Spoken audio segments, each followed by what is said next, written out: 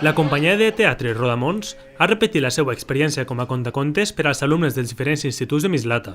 El passat dimecres 3 de maig va ser el torn dels xiquets de primer i segon de l'ESO de l'Institut Martí Soler. Es una actividad de animación a la lectura que hacemos en todos los institutos de secundaria del municipio. Llevamos varios años haciéndolo con la compañía de Rodamons y bueno, pues ellos lo llaman invitación a la lectura, ¿vale? Pues eso, cada uno trae preparado un tema, o normalmente es un libro o algún tipo de o un género, y explican cosas sobre él y pues eso, van invitando a los chavales a descubrir cosas nuevas y a descubrir el mundo de los libros. Enguany, els diferents animadors han escollit 3 temes molt diferents. En primer lloc, han parlat sobre l'artista d'Oriola, Miguel Hernández, en el 75 aniversari de la seva mort a la presó a la Cantina. Que hem triat per aquest any.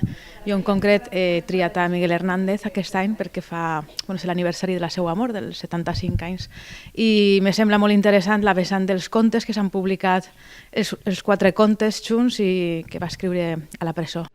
A continuació, s'han relatat uns contes d'humor del llibre anomenat Les ocurrències de l'increïble Mula Nasruddin, d'Idries Shah. Ella este any ha triat els contes sufís i un poquet el món de Nasruddin i clavar els nanos en aquest món de l'absurd i de xistes, però un poquet més enllà, no? I bé, aquesta part és molt divertida. Per últim, s'han relatat contes populars, que s'han anat transmetent de generació en generació, quan els pares i les mares contaven als xiquets històries fantàstiques que els seus propis pares els havien contat. I després Vicent, un poquet tota la tradició oral i alguna història d'aquest tipus. Totes aquestes històries, a més, han estat acompanyades de música, especialment la part central per a la que s'han utilitzat instruments com el rebab afganès o el saz turc, per ambientar-les.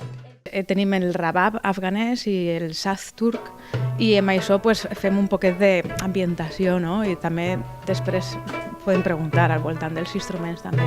Després utilitzem la viola de roda i darbuka, i un poc per al ritme, que sempre ens agrada molt. I en aquesta part acompanyem un poc el que poden ser romanços o un poc més de la tradició oral. L'activitat es realitza una vegada a l'any i està patrocinada per l'Ajuntament de Mislata.